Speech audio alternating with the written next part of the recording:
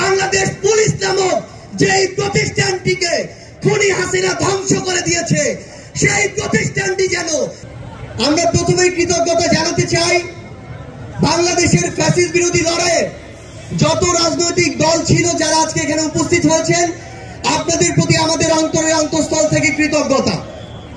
আমরা শুধু আপনাদেরকে একটা কথাই বলি, একটা অনুরোধ করি, আমরা বিশ্বাস করি যদি ওই 5 আগস্টে খুনি হাসিনা জান নিয়ে পালিয়ে যাওয়ার পরে আমরা এই বাংলাদেশ নিয়ে যে স্বপ্নগুলো দেখেছিলাম সেগুলো আমরা বাস্তবায়ন করতে চাই, তাহলে আমাদের এই রাজনৈতিক দলগুলোকে ঐক্যবদ্ধভাবে কাজ করতে হবে।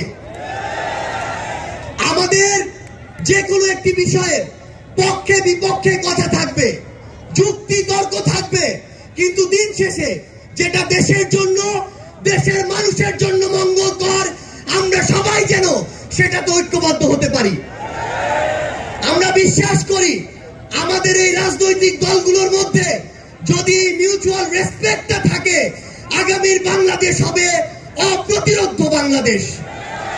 আমরা আপনাদেরকে অনুরোধ করি বাংলাদেশের সরকারি যত কর্মকর্তা কর্মচারী আছে তারা যেন আর তাদের দায়িত্ব পালন বাদ দিয়ে তোষামোদির রাজনীতিতে লিপ্ত না হয়।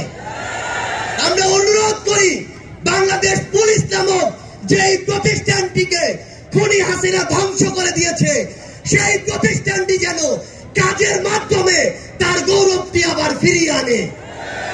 আমরা আপনাদেরকে অনুরোধ করি সরকারি সকল অফিস আদালত যত কিছু রয়েছে সে পুলিশ হোক, বিচারক হোক, আমলা হোক, দয়া করে জনগণ থেকে হাত পেতে ওই ঘুষের টাকা নিবেন না। দয়া করে জনগণের জন্য, জনগণের সাথে সামান্য স্বার্থের জন্য এই অন্যায়গুলো করবেন না।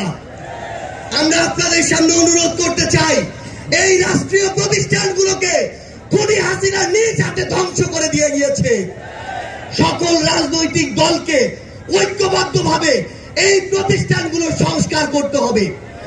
এই প্রতিষ্ঠানগুলোতে যেন সেই মানুষটি বসে যেই মানুষটি দেশ এবং মানুষের জন্য ভালো, সেই মানুষটি নয় যেই মানুষটি আমার মাইম্যান।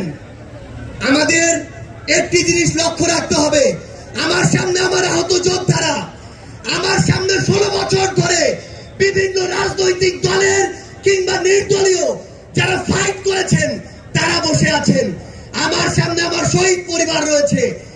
এই প্রত্যেকটি গুম, খুন, বিচার বহির্ভূত হত্যা এগুলোর বিচার যেন আমরা ঐক্যবদ্ধভাবে করি। এই খুনি হাসিনার বিচার যেন আমরা ঐক্যবদ্ধভাবে করি।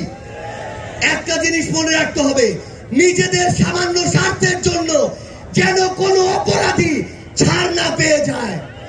কোন অপরাধীর জন্য সুপারিশ নিয়ে আমরা যেন থানায় না যাই। কোন অপরাধীর জন্য সুপারিশ নিয়ে আমরা যেন কোনো বিচারকের কাছে না যাই। এই নতুন বাংলাদেশে ধ্বজভঙ্গ শিক্ষার সিস্টেমগুলো, এই কারিকুলামগুলো আমাদেরকে ঠিক করতে হবে। এই বাংলাদেশকে বাংলাদেশ পন্থী হিসেবে গড়ে তুলতে হবে। আমরা আপনাদের কাছে অনুরোধ করি আগামীর যে বাংলাদেশ আমরা স্বপ্ন দেখি, সকল রাজনৈতিক দল যদি ছোট ছোট স্বার্থগুলোকে এক পাশে রেখে ঐক্যবদ্ধভাবে কাজ করি তাহলে সেগুলো আমরা বাস্তবায়ন করতে পারবো। এই মঞ্চ থেকে আমরা যেন এই শপথটুকু নিয়ে যাই, এই ছোট্ট জীবন সৃষ্টিকর্তা যাদেরকে গুরুত্বপূর্ণ দায়িত্বগুলোতে রেখেছেন এগুলো তাদের কাছে আমানত স্বরূপ। আমরা যেন এই ছোট্ট জীবনে এত বড় দায়িত্বের আমানত গুলো দয়া করে খেয়ানত না করি।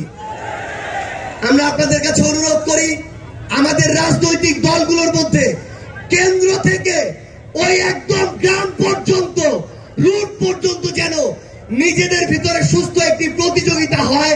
দয়া করে যেন আমরা কাউকে প্রতিপক্ষ না মনে করি। আমরা যদি যারা বড় রাজনৈতিক দল রয়েছি ছোটদেরকে ধীরে ধীরে সামনে এগিয়ে যেতে না দেই তাহলে আমাদের মধ্যে ধীরে ধীরে এমন একটি মানসিকতা আসবে যেই মানসিকতা হয়তো আমাদেরকে ধীরে ধীরে একটি স্বৈরাচারী আচরণের দিকে নিয়ে যেতে পারে। আমরা যেন সবসময়, আমি সহ আমরা সবাই খুনি হাসিনাকে দেখে যেন শিক্ষা নেই। আমরা আপনাদের কাছে অনুরোধ করি আগামীর বাংলাদেশকে আমরা ঐক্যবদ্ধভাবে গড়ব।